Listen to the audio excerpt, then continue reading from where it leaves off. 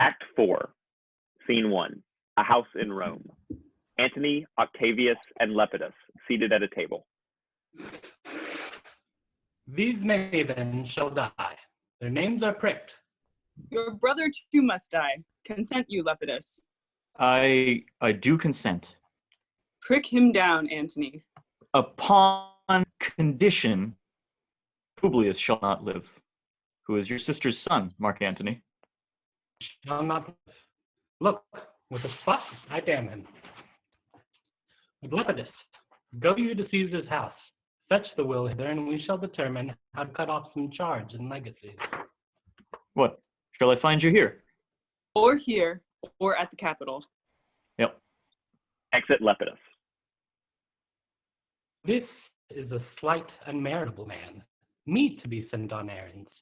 Is it fit the threefold world divided, he should stand one of the three to share it? So you thought him, and took his voice, who should be pricked to die, in our black sentence and prescription. Octavius, I've seen more days than you, and though we lay these honors upon this man to ease ourselves of divers slanderous loads, he shall but bear them as the ass bears gold, to groan and sweat under the business, either led or driven, or as we point the way, and having brought our treasure where we will, and then take we down his load and turn him off, like to the empty ass, to shake his ears and graze in commons. You may do your will, but he's a tried and valiant soldier. So is my horse, Octavius, and for that I do appoint him store of provender. It is a creature that I teach to fight, to whine, to stop, to run directly on. His corporal motion governed by my spirit, and in some taste is Lepidus but so. He must be taught and trained and bid go forth. A barren-spirited fellow, one that feeds on abjects, orts, and imitations, which, out of use and staled by other men, begin his fashion. Do not talk of him, but as a property. And now, Octavius, listen great things. Brutus and Cassius are levying powers. We must straight make ahead. Therefore, let our alliance be combined, our best friends made, our means stretched. Let us presently go sit in council, how covert matters may be best disclosed, and open perils, surest answer. Let us do so, for we are at the stake, and bade about with many enemies. And some that smile have in their hearts, I fear, millions of mischiefs. Exeunt. Scene 2. Camp near Sardis, before Brutus's tent. Drum. Enter Brutus, Lucilius, Lucius, and soldiers. Titinius and Pindarus meeting them. Stand, ho! Give the word, ho, and stand. Now, Lucilius, is Cassius near? He is at hand, and Pindarus has come to you to do you salutation from his master. He greets me well. Your master Pindarus, in his own charge, or by ill officers, hath given me some worthy cause to wish things done, undone. But if he be at hand, I shall be satisfied. I do not doubt but that my noble master will appear such as he is, full of regard and honor. He is not doubted. A word, Lucilius. How he received you, let me be so resolved. With courtesy and with respect enough, but not with such familiar instances, nor with such free and friendly conference as he hath used of old. Thou hast described a hot friend cooling. Ever note, Lucilius, when love begins to sicken and decay, it useth an enforced ceremony. There are no tricks in plain and simple faith, but hollow men, like horses hot at hand, make gallant show and promise of their mettle. But when they should endure the bloody spur, they fall their crests, and, like deceitful jades, sink in the trial. Comes his army on? They mean this night in Sardis to be quartered. The greater part, the horse in general, are come with Cassius. Hark! He is arrived. Low march within. March gently on to meet him. Enter Cassius and his powers. Stand, ho! Stand, ho! Speak the word along. Stand. Stand. Stand. Most noble brother, you have done me wrong. Judge me, you gods! Wrong I mine enemies? And if not so, how should I wrong my brother? Brutus, this sober form of yours hides wrongs, and when you do them. Cassius, be content. Speak your grief softly. I do know you well. Before the eyes of both our armies here, which should perceive nothing but love from us, let us not wrangle. Bid them move away. Then in my tent, Cassius, enlarge your griefs, and I will give you audience. Pindarus, bid our commanders lead their charges off a little from this ground. Lucilius, do you the like, and let no man come to our tent till we have done our conference. Let Lucius and Titinius guard our door. Exeunt. Scene 3. Brutus's tent. Enter Brutus and Cassius. That you have wronged me doth appear in this. You have condemned and noted Lucius Pella for taking bribes here of the Sardians, wherein my letters, praying on his side, because I knew the man, were slighted off. You wronged yourself in writing in such a case. In such a time as this, it is not meet that every nice offense should bear his comment. Let me tell you, Cassius, you yourself are much condemned to have an itching palm, to sell and mart your offices for gold to undeservers. I, an itching palm? You know that you are Brutus that speak this, or by the gods the speech were else your last. The name of Cassius honors this corruption, and chastisement doth therefore hide his head. Chastisement? Remember March? The Ides of March, remember? Did not great Julius bleed for justice' sake? What villain touched his body that did stab, and not for justice?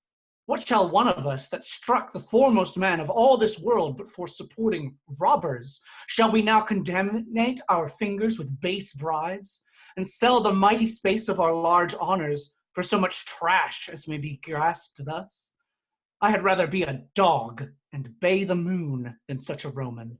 Brutus, bay not me. I'll not endure it. You forget yourself. To hedge me in, I am a soldier. I, older in practice, abler than yourself to make conditions. Go to. You are not, Cassius. I am. I say you are not. Urge me no more. I shall forget myself. Have mind upon your health. Tempt me no further. Away, slight man. Is possible? Hear me, for I will speak. Must I give way and room to your rash choler? Shall I be frightened when a madman stares? Oh, ye gods, must I endure all this? All this, aye, more. Fret till your proud heart break. Go show your slaves how choleric you are, and make your bondmen tremble. Must I budge? Must I observe you? Must I stand and crouch under your testy humor? By the gods, you shall digest the venom of your spleen, though it do split you. For from this day forth, I'll use you for my mirth, yea, for my laughter, when you are waspish. Is it come to this? You say you are a better soldier. Let it appear so. Make your vaunting true, and it shall please me well. For mine own part, I shall be glad to learn of noble men. You wrong me every way. You wrong me, Brutus. I said an elder soldier, not a better. Did I say better? If you did, I care not. When Caesar lived, he durst not thus have moved me. Peace, peace. You durst not so have tempted him. I durst not. No, What? Durst not tempt him? for your life, you durst not. Do not pressure too much upon my love. I may do that. I shall be sorry for. You have done that you should be sorry for. There is no terror, Cassius, in your threats. For I am armed so strong in honesty that they pass by me as the idle wind, which I respect not. I did send to you for certain sums of gold, which you denied me, for I can raise no money by vile means. By heaven, I had rather coin my heart and drop my blood for drachmas than to wring from the hard hands of peasants their vile trash by any indirection. I did send for you for gold to pay my legions, which you have denied me. Was that done like Cassius? Would I have answered Caius Cassius so? When Marcus Brutus grows so covetous to lock such rascal counters from his friends, be ready, gods, with all your thunderbolts, dash him to pieces. I denied you not. You did. I did not. He was but a fool that brought my answer back. Brutus hath rived my heart. A friend should bear his friend's infirmities, and Brutus makes mine greater than they are. I do not, till you practice them on me. You love me not. I do not like your faults. A friendly eye could never see such faults. A flatterer's would not, though they do appear as huge as high Olympus. Come, Antony and young Octavius, come, revenge yourselves alone on Cassius. For Cassius is aweary of the world, hated by one he loves, braved by his brother, checked like a bondman, all his faults observed, set in a notebook, learned, and conned by rote, to cast into my teeth, oh, I could weep my spirit from mine eyes. There is my dagger, and here my naked breast, within a heart, dearer than Plutus is mine, richer than gold. If that thou beest a Roman, take it forth. I, that denied thee gold, will give my heart. Strike, as thou didst at Caesar, for I know, when thou didst hate him worst, thou loved him the most, him better than ever thou lovedst Cassius. Sheath your dagger. Be angry when you will, it shall have scope. Do what you will, dishonor shall be humor. O Cassius, you are yoked with a lamb that carries anger as the flint bears fire, who, much enforced, shows a hasty spark, and straight is cold again. Hath Cassius lived to be but mirth and laughter to his Brutus, when grief and blood ill-tempered vexeth him? When I spoke that, I was ill-tempered too. Do you confess so much? Give me your hand. And my heart too. Oh, Brutus, What's the matter? have not you love enough to bear with me, when that rash humor with my mother gave me makes me forgetful? Yes, Cassius. And from henceforth, when you are over earnest with your Brutus, he'll think your mother chides, and leave you so. Let me go in to see the generals. There is some grudge between them. 'Tis not meet they be alone. You shall not come to them. Nothing but death shall stay me. Enter Poet, followed by Lucilius, Titinius, and Lucius. How now? For shame. What's the matter? For shame, you generals. What do you mean? Love and be friends as two such men should be. For I have seen more years, I'm sure, than ye. Ha ha, how vilely doth the cynic rhyme. Get you hence, sirrah, saucy fellow, hence. Bear with him, Brutus, 'tis his fashion. I'll know his humor when he knows his time. What should the war do with these jigging fools? Companion, hence. Away, away, begone. Exit Poet. Lucilius and Titinius, bid the commanders prepare to lodge their companies tonight. And come yourselves, and bring Messala with you immediately to us. Exeunt Lucilius and Titinius. Lucius, a bowl of wine. Exit Lucius. I did not think you could have been so angry. O Cassius, I am sick of many griefs. Of your philosophy you make no use if you give place to accidental evils. No man bears sorrow better. Portia is dead. Ha, Portia? She is dead. How scaped I killing when I crossed you so? Oh, insupportable and touching loss. Upon what sickness? Impatient of my absence, and grief that young Octavius with Mark Antony have made themselves so strong. For with her death that tidings came. With this she fell distract, and, her attendants absent, swallowed fire. And died so? Even so. Oh, ye immortal gods. Re-enter Lucius, with wine and taper. Speak no more of her. Give me a bowl of wine. In this I bury all unkindness, Cassius. My heart is thirsty for that noble pledge. Fill, Lucius, till the wine o'erswell the cup. I cannot drink too much of Brutus's love. Come in, Titinius. Exit Lucius. Re-enter Titinius with Messala. Welcome, good Messala. Now sit we close around this taper here, and call in question our necessities. Portia, art thou gone? No more. I pray you. Messala, I have here received letters that young Octavius and Mark Antony come down upon us with a mighty power, bending their expedition toward Philippi. Myself have letters of the selfsame tenor, With what addition?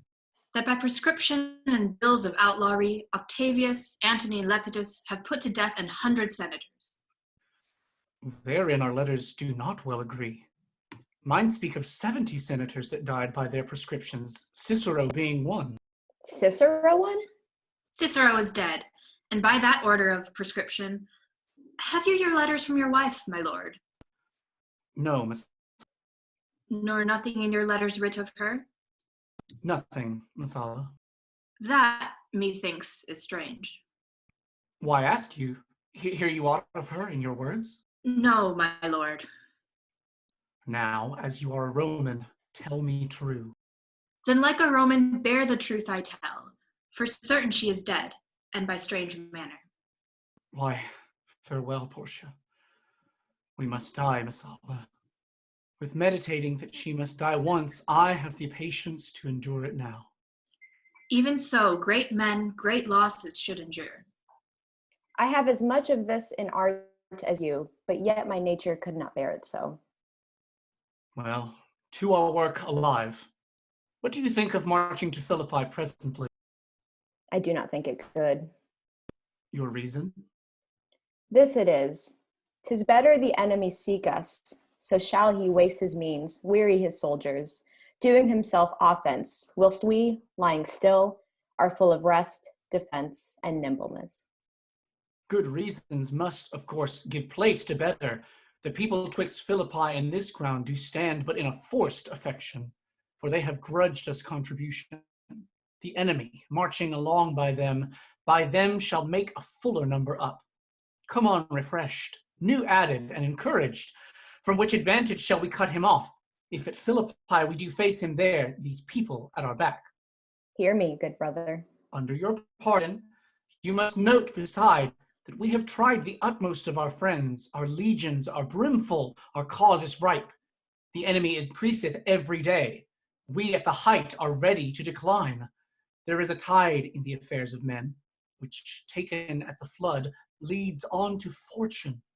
Omitted, all the voyage of their life is bound in shallows and in miseries. On such a full sea we are now afloat, and we must take the current when it serves, or lose our ventures. Then, with your will, go on. We'll along ourselves and meet them at Philippi. The deep of night is crept upon our talk. Nature must obey necessity, which we will niggard with a little rest. There is no more to say? No more. Good night. Early tomorrow will we rise and hence. Lucius, Enter Lucius. my gown. Exit Lucius. Farewell, good Messala. Good night, Titinius. Noble Cassius. Good night and good repose. Oh, my dear brother, this was an ill beginning of the night. Never come such division between our souls. Let it not, Brutus. Everything is well. Good night, my lord. Good night, good brother. Good night, Lord Brutus. Good night, Lord Brutus. Farewell, everyone. Exeunt all but Brutus. Re-enter Lucius with the gown. Give me the gown. Where is thy instrument?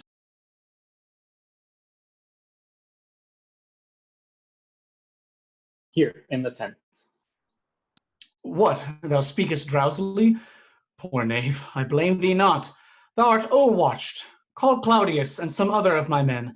I'll have them sleep cushions in my tent. Varro and Claudius. Enter Varro and Claudius. Calls, my lord? I pray you, sirs, lie in my tent and sleep. It may be I shall rise you by and by on business to my brother Cassius. So please you, we will stand and watch your pleasure. I will not have it so. Lie down, good sirs. It may be I shall otherwise bethink me. Look, Lucius, here's the book I sought for so. I put it in the pocket of my gown. Varro and Claudius lie down. I was sure your lordship did not give it to me. Bear with me, good boy, I am much forgetful. Canst thou hold up thy heavy eyes a while, and touch thy instrument a strain or two? Aye, my lord, and please you. It does, my boy. I trouble thee too much, but thou art willing. It is my duty, sir. I should not urge thy duty past thy might. I know young bloods look for a time of rest. I have slept, my lord, already. It was well done, and thou shalt sleep again. It will not hold thee long if I do live. I will be good to thee. Music and a song. This is a sleepy tune. O murderous slumber, layest thou thy leaden mace upon my boy that plays thee music? Gentle knave, good night. I will not do thee so much wrong to wake thee. If thou dost not, thou breakest thy instrument. I'll take it from thee. And good boy, good night. Let me see, let me see. Is not the leaf turned down where I left reading? Here it is, I think. Enter the ghost of Caesar. How ill this taper burns. Ha! Who comes here? I think it is the weakness of mine eyes that shapes this monstrous apparition. It comes upon me. Art thou anything? Art thou some god, some angel, or some devil, that makest my blood cold and my hair to stare? Speak to me what thou art. Thy evil spirit, Brutus. Why comest thou? To tell thee thou shalt see me at Philippi. Well, then I shall see thee again. Aye, at Philippi. Why, I will see thee at Philippi then. Exit ghost. Now I have taken heart, thou vanishest. Ill spirit, I would hold more talk with thee. Lucius, Varro, Claudius, sirs, awake! Claudius! The strings, my lord, are false. He thinks he still is at his instrument. Lucius, awake! My lord? Didst thou dream, Lucius, that thou so criedst out? My lord, I do not know that why I did cry. Yes, that thou didst. Didst thou see anything? Nothing, my lord. Sleep again, Lucius. Sir Claudius. Fellow, Varro. fellow, thou awake. My lord? My lord? Why did you so cry out, sirs, in your sleep? Did we, my lord? Did we? I saw you anything? No, my lord. I saw nothing. Nor I, my lord. Go and commend me to my brother Cassius. Bid him set on his powers betimes before, and we will follow. It shall be It done. shall be done, my lord. Exeunt. End of Act 4.